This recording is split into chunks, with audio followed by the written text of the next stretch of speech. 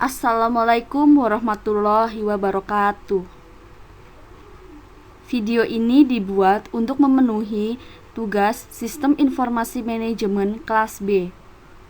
Anggota kelompok kami yang pertama, Hairunisa Nur Alifa, NIM 15029.001. Yang kedua, Yunsar Wijinoveni, NIM 15029.033. Yang ketiga, Ibnu Sriwidodo, NIM 15029.051. Yang keempat, Susan Feriana, NIM 15029.080. Dan yang terakhir, Aulia Urahma, NIM 15029.086.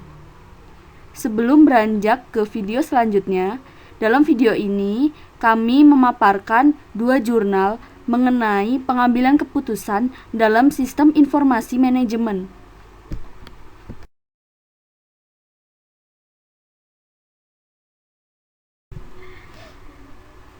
Judul jurnal yang kami ambil yang pertama, HMIS atau Health Management Information System dan pengambilan keputusan di Zambia.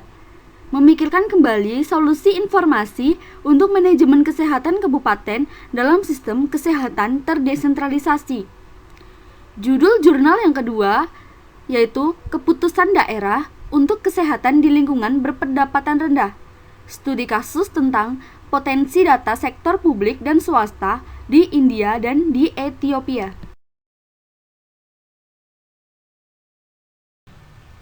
Baik, kami akan menjelaskan abstrak pada jurnal yang pertama. Pada permulaan desentralisasi, sistem kesehatan sebagai strategi kesehatan primer yang merupakan ciri utama reformasi kesehatan di seluruh dunia berkembang.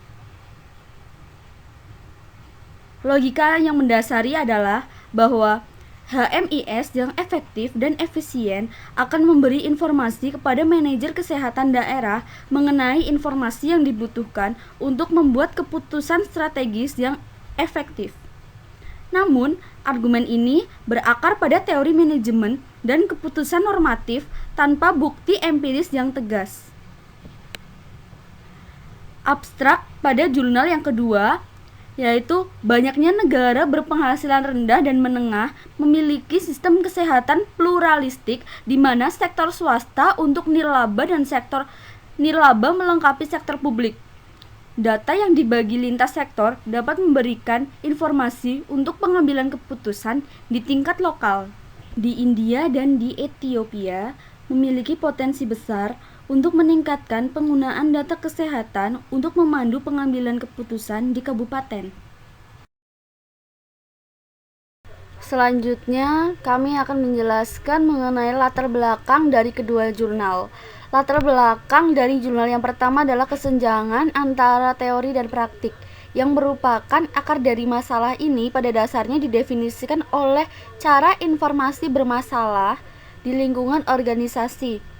Sebuah tinjauan cepat tentang literatur, tentang informasi, dan pengambilan keputusan mengungkapkan 3 bentuk utama dari presentasi informasi bermasalah ini.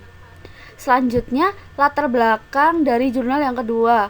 Di negara berpenghasilan rendah dan menengah, data tidak digunakan secara optimal untuk perencanaan rutin, pemantauan, dan evaluasi oleh sektor swasta dan publik. Hal ini disebabkan karena kurangnya berbagi data yang lengkap, akurat, dan tepat waktu, saluran pelaporan duplikat dan paralel, dan kapasitas yang tidak mencukupi untuk menganalisis dan menggunakan data untuk pengambilan keputusan. Selanjutnya yang terakhir adalah kesimpulan dari kedua jurnal.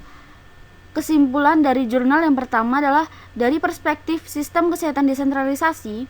Studi ini telah menunjukkan bahwa desentralisasi sistem kesehatan kabupaten yang terlibat dalam aktivitas putusan mengenai hal-hal yang mempengaruhi kelangsungan hidup jangka panjang atau kinerja sebagai organisasi sistem kesehatan di tingkat primer.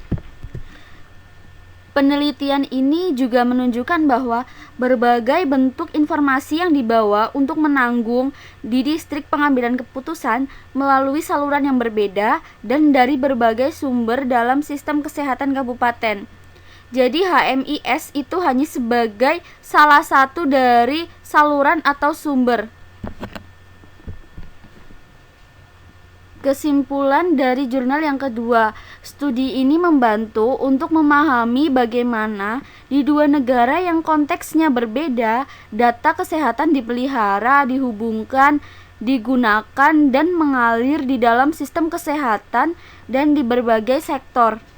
Data kesehatan untuk semua 6 kategori WHO dikumpulkan di India dan Ethiopia, menunjukkan bahwa adanya potensi besar di kedua negara tersebut untuk meningkatkan penggunaan data untuk memandu pengambilan keputusan di kabupaten. Baik, sekian penjelasan dari dua jurnal yang telah kami paparkan mengenai pengambilan keputusan. Bila ada kata-kata yang kurang berkenan, mohon maaf. Sekian, wassalamualaikum warahmatullahi wabarakatuh.